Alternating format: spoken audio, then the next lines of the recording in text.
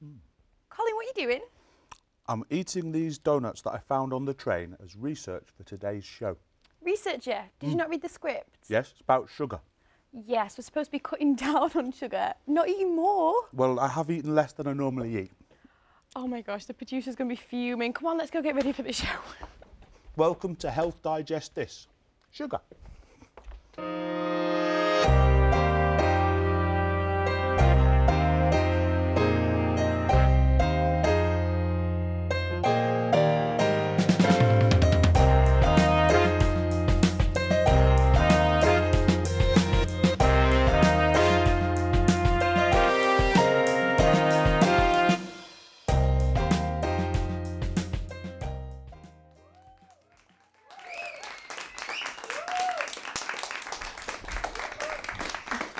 Hello and welcome to Health Digest This, the show where we investigate food so you don't have to. I'm Lucy and this is Colin, and today we're talking all about sugar. So does that mean I get lots of chocolatey treats? Nope, it's the exact opposite. There's endless research suggesting how bad sugar can be. And making the headlines today, the Chief Medical Officer of the UK compared the threat to obesity of that of terrorism. So we want to find out if going sugar-free is possible and what sticky pitfalls you need to look out for. It's going to be a long 30 minutes for me, Luce. Who knows, Colin, with what you, my friend, are going to find out on today's show, it might put you off sugar for good. Coming up, we'll be investigating hidden sugar, where it is and what it does. Our scientific reporter, Lizzie, will be telling us how sugar can affect our health. And we challenged a local lad to give up sugar for a week. If you want to know how he got on, stay tuned to find out more. And don't forget to follow us at Health Digest TV and share all your sweet sugary stories, both good and bad. But first, our reporter Adi went to see what the general public knew about sugar. Hello, I'm here at the University of Salford in Media City, UK, and today we're going to find out what these people know about sugar.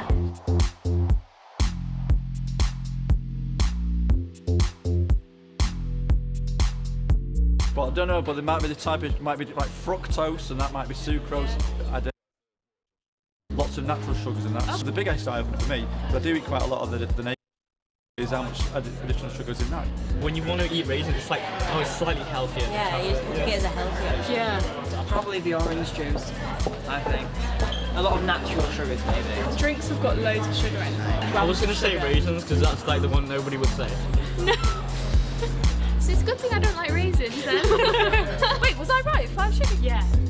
20 grams of sugar. That's why my diet's not working. There's no sugar in Coke, isn't there? Green tea's healthy for me. So. Wow, just in my can? Yeah. You joking? So if I have a can of that and a can of beans, I'm screwed. Well, I wasn't expecting that. I would go with a lot. But they're racking up, the grams are slowly racking up, aren't they?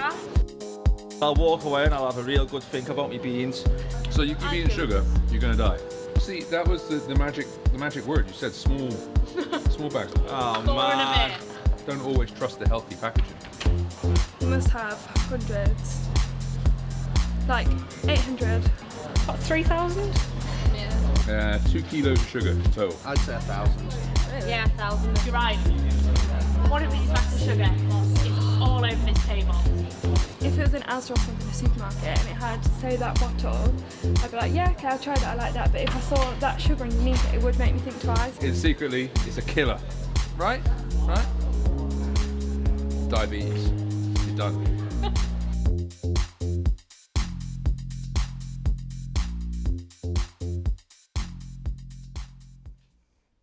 So, as you can see, there's more to sugar than meets the eye, and it appears we don't know much about it. Especially the potential negative effects and diseases like diabetes. Well, we have someone here who is an expert in this, so please welcome to the show, Julian. Thank you very much, my friend. He's my friend, Julian, for coming to see us. Tell us a little bit about how you know so much about sugar. Well, I have to, because my life depends on it, because I'm a type 1 diabetic, so I need to match the insulin I inject with the amount of sugar and carbohydrates I eat. So I need to know.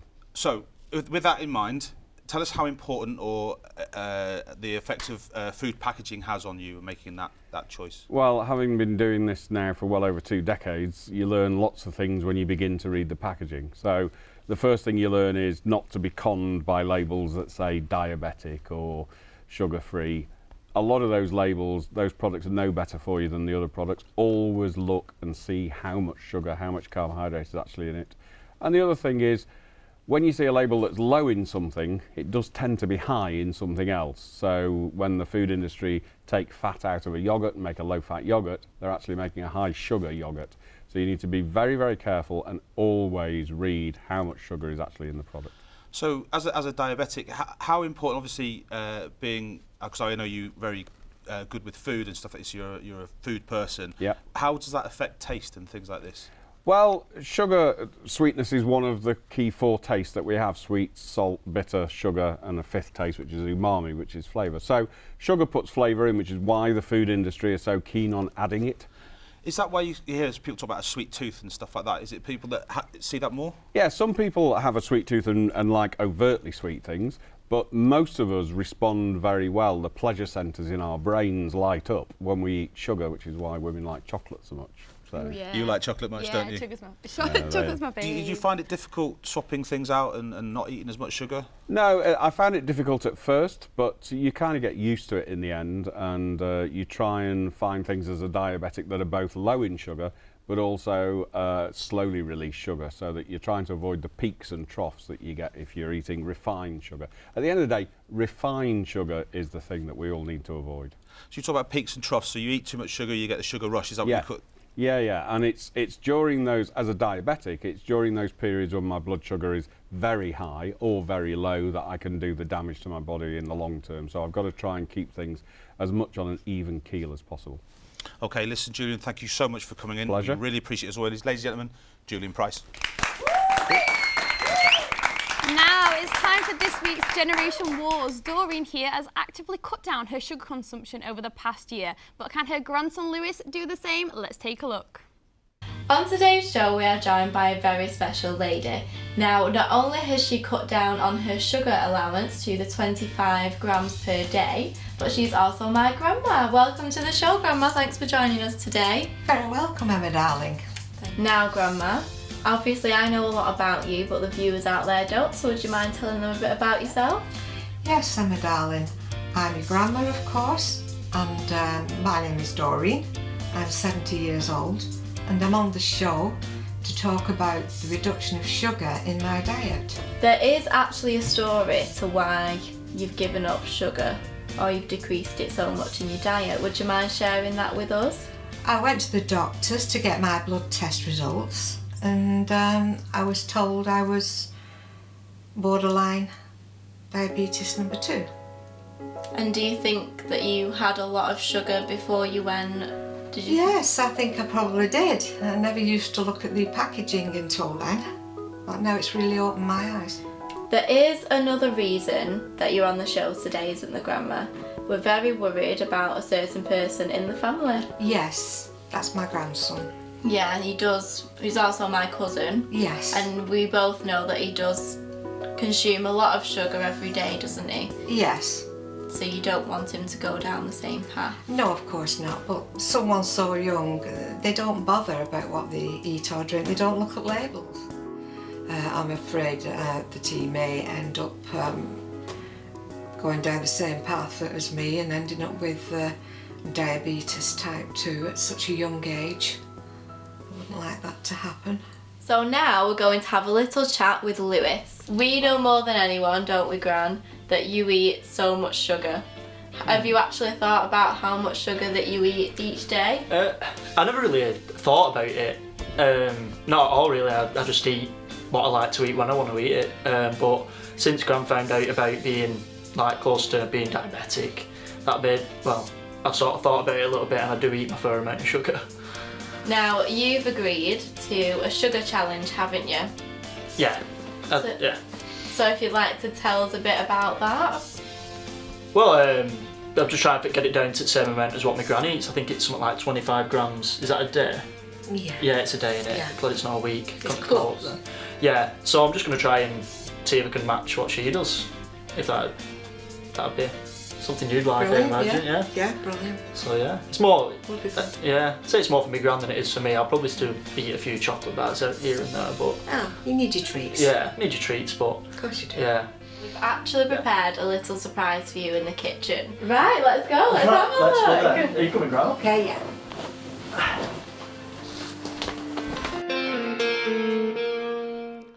Speaking of food swaps, we have our nutritionist Kit Parker here to help us investigate the sweet minefield that is the battle between the good and the bad sugars. Let's give a warm welcome to Kit, everybody. So Kit, let's have a quick swap to get our viewers in the mood. Okay, so we've got two different types of bread here. On the right we have tiger bread, which has got 4.6 grams of sugar per slice. But then over here we've got the low GI bread, which is 0.6 grams of sugar per slice. Okay, because I'm really scientific like you, you're going to have to tell me what GI means. Okay, GI stands for glycemic index, so it's how fast the food releases its sugar into your bloodstream. Okay, so a high GI food will release it fast, giving you a sugar peak. Low GI will be slower, keep you sustained for longer. So that's what Julian was talking about before, yeah. the peaks and the troughs and stuff like that on the sugar stuff. That's interesting stuff. Yeah, so what have you got to give tips-wise for Colin? I mean, I know you've seen his diet. Come on, give him some tips. So looking at the kind of food diary we did, the guideline amount should be 30 grams of sugar a day. Why are you looking at me like I've done something wrong, Kit, you know? Well, the guideline amount is 30 grams a day, and you've actually been consuming 5 times that.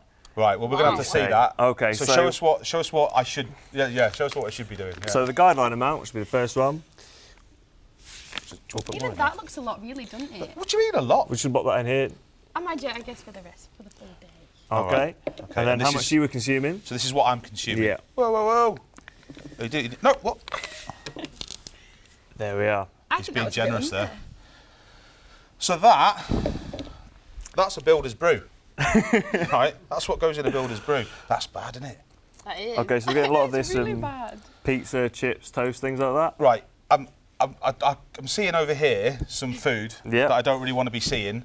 Can you just tell us a little bit about what I've got here? Okay, so we've got a chicken, ham and leek sort of stew. Okay, it's very low sugar. We're looking at kind of very low carb as well. Do you want to give it a go?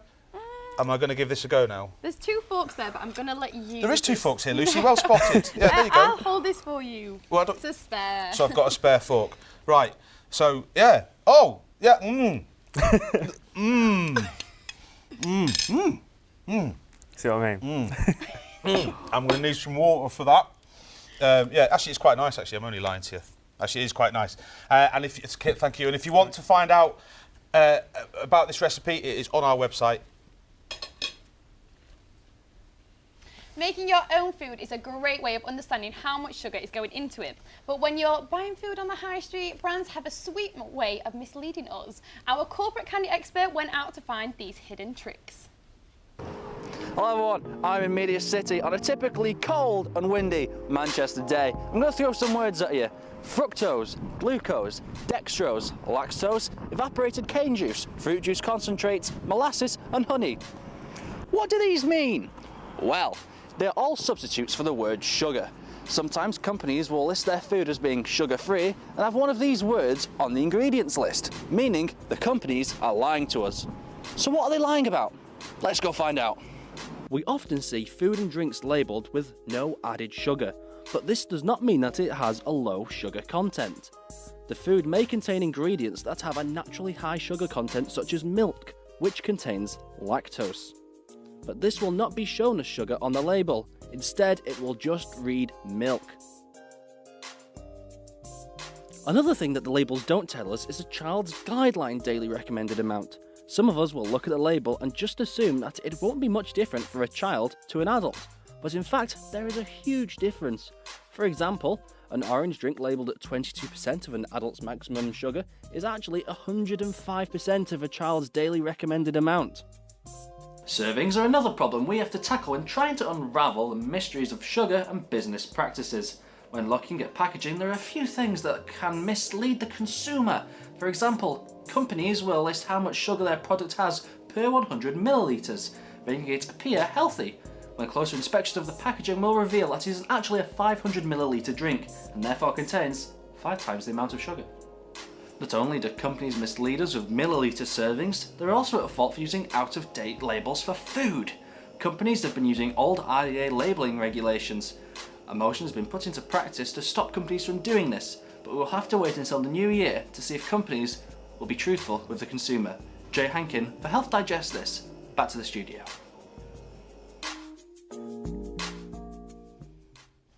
So that's hopefully shown you what to look out for when you do your next shop. But has our studio audience learned enough to guess how much sugar is in this trolley that Jay brought back? Thanks, Lucy. I'm here with Keenan. Ross. I thought you were going to say Kel. I'm here with Keenan and Ross. Keenan, I want you to rummage around and pick out some random things from the trolley. Do you have the orange Just soda one, right just here? yeah, random, yeah, soda? random. More random than that. This one? Yeah, okay, that's Yeah. nice and random. Good. You've got the random one. I think that random one there. And then just one more random one. Maybe The somewhere beans, that looks under random. here. Yeah. Okay. That's a good Okay, one. completely at random. No suggestion. Keenan, tell us how much sugar you think's in the curried beans. In the beans. Think gonna about the go curry. For about 12 grams of sugar, I think. 12. Yourself? I'm going to say about 10. 10. Yeah. What's that say? This is a pomegranate Just green wanna show- tea. A pomegranate green tea. And how much do you think's in there? I think this one maybe a bit less, so 10 for this one. 10. And yourself? I'd want to say less, but I feel like it's a trick, so I'm going to say the same and 10 again. You trust nobody, do you? No. Right, hold up that. What have you got there? Just some Nature Valley Bar honey and oats. Okay, Think how about much the sugar do you honey. think's in there? I know, well, I think it's quite a bit because obviously it's a slow release and it's an energy bar. And as well the honey, so 12. 12. Someone's been learning about the glycemic index score. Yeah, I definitely think that's both. More than both of these. So Both of these. maybe about 14. Let's take a look and see if these guys are right. Waiting for them brighter days. Waiting for them brighter days. Waiting for them brighter days. Waiting for them brighter days. Waiting for them brighter days.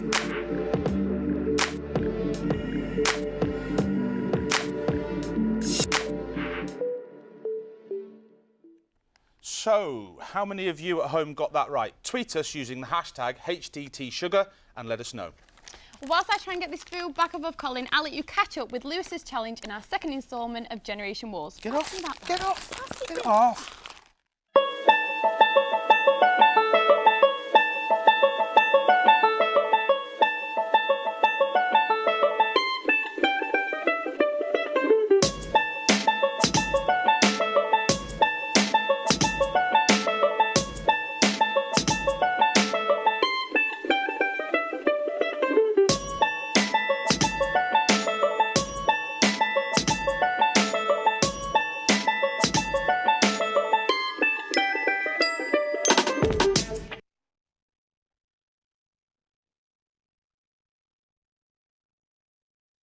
I wouldn't be able to tell either way which one was which at all with that one. They both taste the exact same.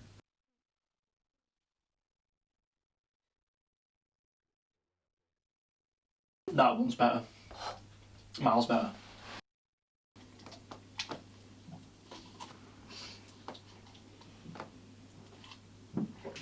Exactly the same, like Coke again. No. That is great. The spoon, it just digging into jam is the most unnatural thing in the world. That is disgusting. Absolutely horrible. Turn it off now. I think Lewis has put me off that. I don't think there's anything wrong with that. Oh no, Looks Lewis has all put me right. off. It looks a bit watery, No, doesn't it? it's all right. Aye. What? No, right, so Lewis's grandparents are here with us. Doreen and Alec, everybody, please, round of applause. So, Doreen and Alec, what did you think to the jam? Oh, it's, once you get used to it, it's fine. It does taste very different from the ordinary jam. The texture is slightly different, but you do get used to it. I think once it's on your toast, I think once it's on your toast, it's all right. I mean, it tasted all right to me, so. Yeah, but Lewis didn't seem to think that though, did he? That's why it put me off. It looks a bit watery, but like you said, It's just a matter of taste, really. You know. Is it depending on the person? Do you like it, Yes, Alec? I Or? think Yeah, it's great. I don't normally eat jam. Oh, so It's marmalade I eat. Marmalade. okay. And is that high in sugar? It Yes. is really, but I have it on toast. So you only have little Okay, bits right, to listen. put it down. We will come back to you guys a little bit later on in the show. Now, sugar can damage your body in many different ways. Some you may know about and some you may not. So we uploaded Lizzie into our virtual reality lab to tell us more about the dangers of sugar. As a nation, we are consuming too much sugar. This is dramatically affecting our health. Right now, people are suffering from illnesses and conditions that could have easily been prevented. Here's how excess sugar is damaging our bodies. First, tooth decay. Tooth decay is caused by plaque, a thin film containing bacteria that coats the teeth. After you eat or drink, plaque bacteria digest the sugar in the foods and produce acids that weaken the tooth enamel. Currently in the UK, a third of 5-year-olds have on average 3 teeth affected with tooth decay. The removal of children's teeth costs the NHS £30 million a year. This can largely be prevented simply by brushing teeth twice a day and reducing sugar consumption. Moving on to type 2 diabetes.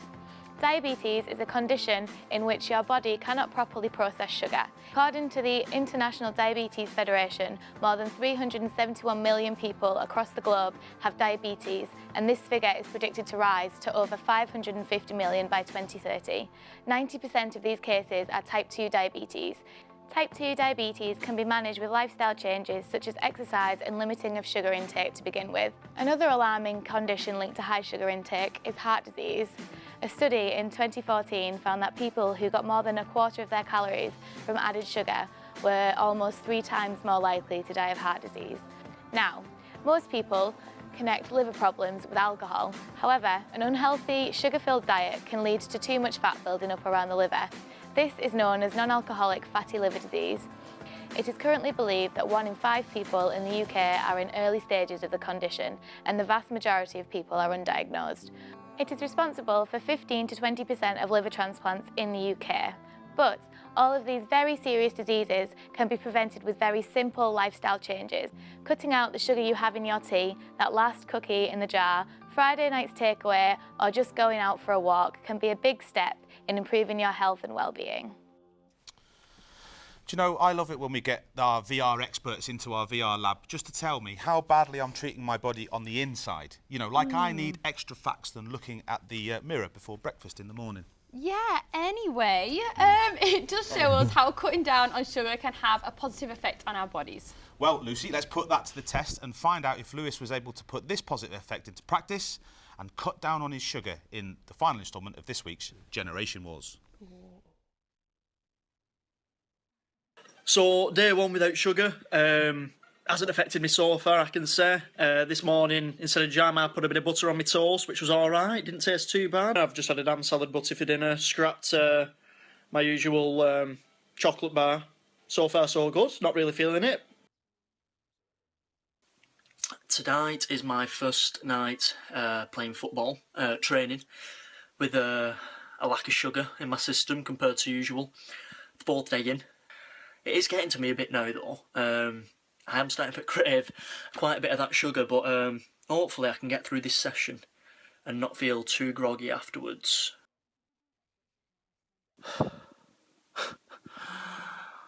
Just got in from footy and I feel absolutely shocking. My body is just craving some sort of sugar injection. I feel absolutely exhausted and I feel like I just need to have a Snickers or something. Like I won't be able to carry on without it. I'm actually getting quite emotional thinking about chocolate. This has definitely been the toughest day of the week. Here it is, come about already, day 7. And I've done it. I've done it, like, easy. Well, not easy, I've had a few down days, but yeah, done. 20 to 25 grams per day, sometimes even less.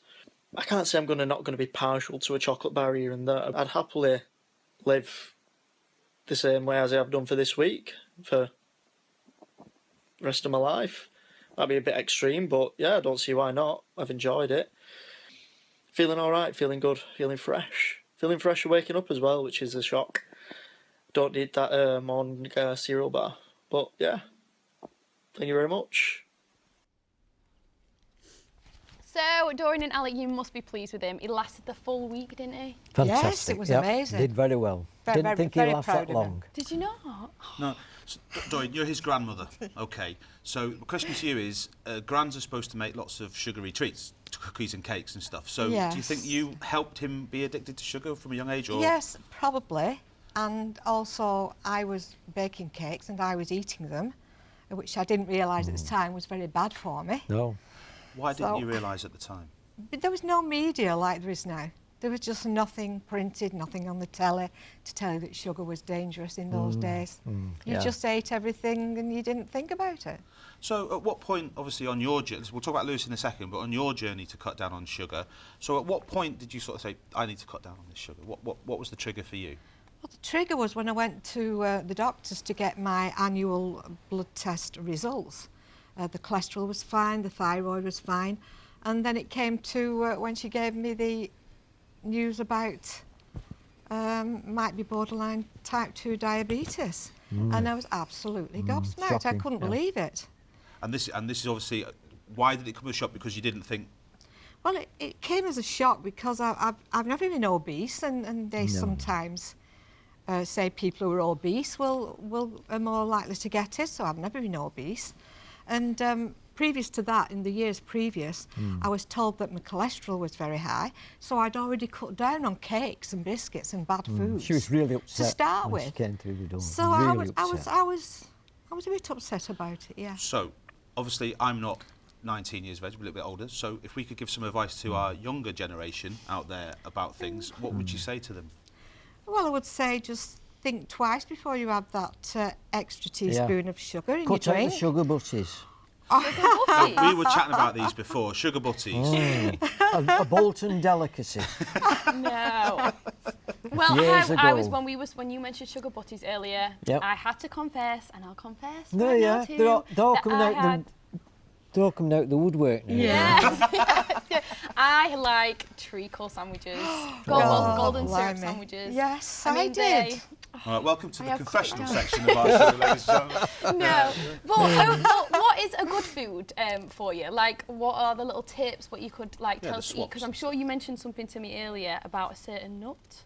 Ah, walnuts, yes. I've discovered that walnuts are an absolute superfood. They lower the risk of diabetes, actually, and they lower the risk of heart disease also. So they're worth having on your diet of each day, just a few, because they're very, very filling, actually. Just a few every day. If you're having a drink at night, watching the telly, just eat a few walnuts. Instead of grazing on a packet of crisps, you might as well graze Oh, on absolutely, yes. Locate your local butcher and go and get fresh food. Well, this is the thing as well. So Not when the you were younger, supermarket stuff. obviously butchers were a big thing everywhere. They were, yes. Grocers were everywhere. So Yes. do you think that has an effect on how we consume our food Of today? course, I think because so, you have yeah. all these packets in the supermarkets now, Yeah. and the butchers are disappearing from the high street. We travel to Bolton from where we live in Tilsley to get our meals, which are made daily, and we freeze, and we get about 6 to 8 weeks supply, and he makes some fantastic meals, fresh meals. Well, listen, thank you so much for coming in today. We really, really appreciate it, and I know how busy you are. I think we've learned something. You've taught us a lot. I think hopefully you've taught our studio audience. Ladies and gentlemen, round of applause, please, for Doreen and Ali. And if you guys at home are convinced to reduce your sugar, please be sure to tweet us at Health Digest TV and check out our website for some more great tips. Now, as I said before, sadly, we have reached the end of the show. But don't despair, we'll be back next week with a packed show all about protein. So, any of you gym nuts out there, I'm looking at the audience, there's a lot of them, it's going to be a good one, so don't miss it. Thanks to our great guests, our lovely studio audience, and you guys at home for tuning in. I've been Lucy Machin. And I've been Colin McKevitt, and we will see you next week for more Health Digest This. Woo!